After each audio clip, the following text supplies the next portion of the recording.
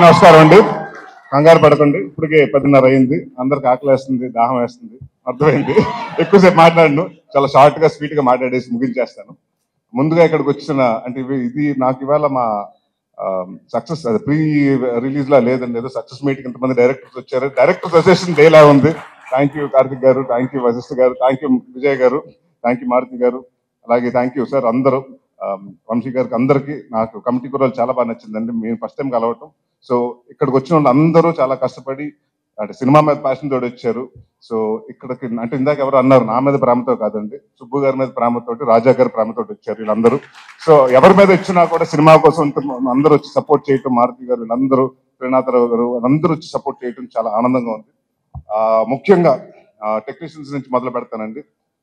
Richard గారు sir, Richard sir అంటే నేను తమిళ్లో చెప్తానండి, ఆయన తమిళ్లో ఇది ఉంటుంది. హైదరాబాద్ లో వీడియో ఆగిపోంగ సార్, ఇంకా మీరు మెడ్రాస్ వెళ్ళలేదు, హైదరాబాద్ లో సెటిల్ అయిపోతున్నారు మీరు ఈ సినిమా తోటి. One of the finest cameraman అండి.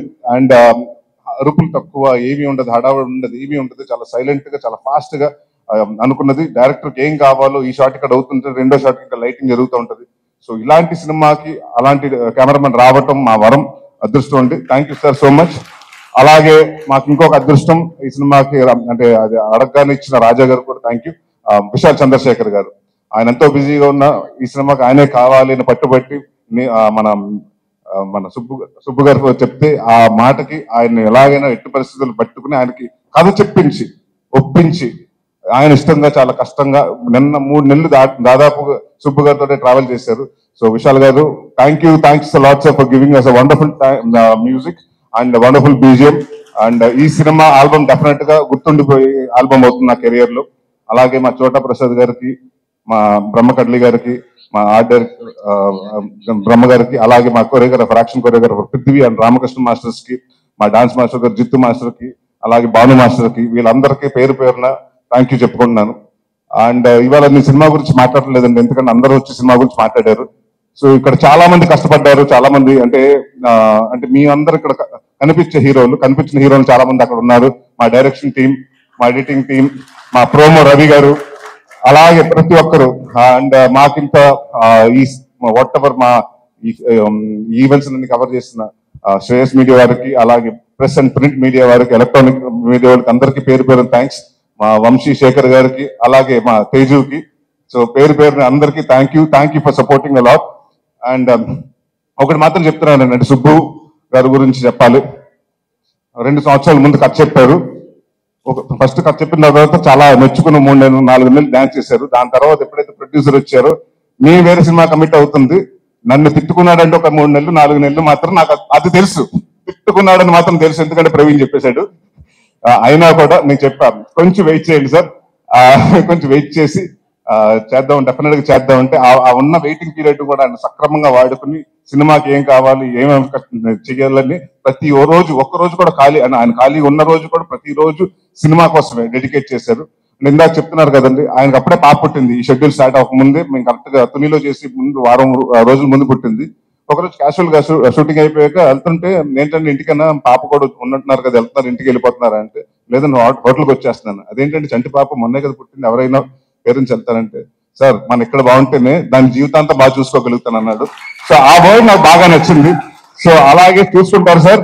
అండ్ ఇందాక మీరు చెప్పారు మీ అమ్మగారికి క్షమాపణ లేకని, నాకు అంటే డెఫినెట్ గా నాకు మనస్ఫూర్తిగా గట్ ఫీలింగ్ చెప్తుంది, ఆవిడ అది యాక్సెప్ట్ చేశారు. అది ఈ సినిమాని పెద్ద హిట్ ఇచ్చి మీకు అది అప్రూవ్ చేస్తారు. సో మీకు అది తెలుస్తుంది. అండ్ అలాగే ఇక్కడికి వచ్చిన సంయుక్త గారికి, కిరణ్ గారికి చాలా థ్యాంక్స్. కిరణ్ ఈ మధ్య మొన్న తర్వాత ఫోన్ చేయటం కుదరలేదు నాకు, కా సినిమా చూసిన తర్వాత. వన్ ఆఫ్ ద అంటే చాలా నాకు క్లైమాక్స్ మాత్రం ఎక్స్ట్రాడినరీగా నచ్చింది. And your performance was really good. And Samyuktha గారు మీరు విరూపాక్ష అన్ని చాలా బాగా చేస్తారు. అండ్ ఇప్పుడు లేడీ ఓరియంటెడ్ సినిమా అంటున్నారు. సో డెఫినెట్ గా మీరే హీరోయిన్ అన్ని.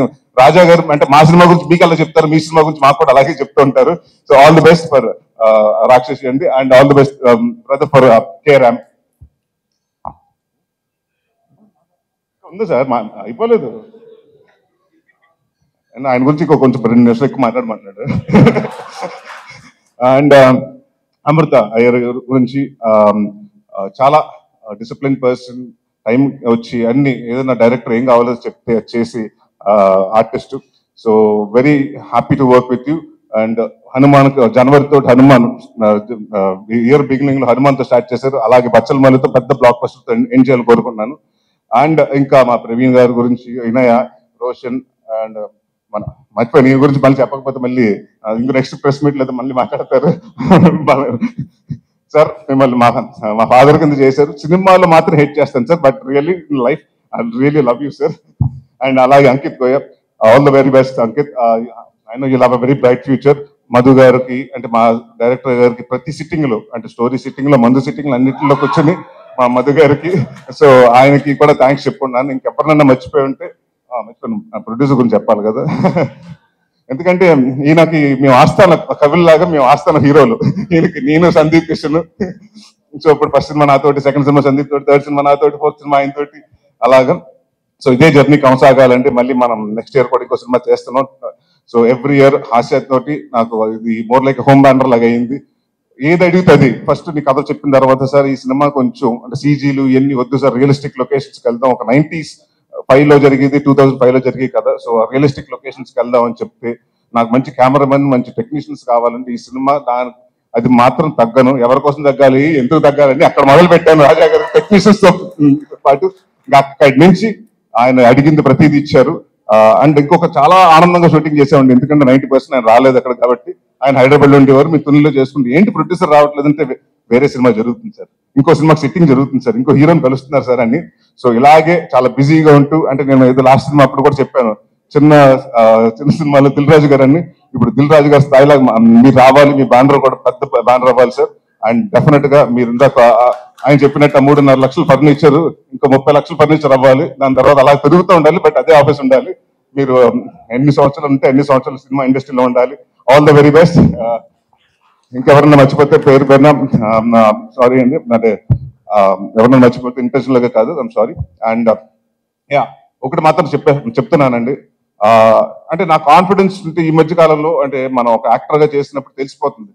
నేను నాంది చేస్తున్నప్పుడు మా ప్రొడ్యూసర్ సతీష్ గారిని పిలిచి రెండో రోజు చెప్పాను, ఏమంటే ఎంత బాగా చెప్పాడు, అంత బాగా తీస్తున్నాడండి, రెండో సినిమా అడ్వాన్స్ ఇవ్వమని.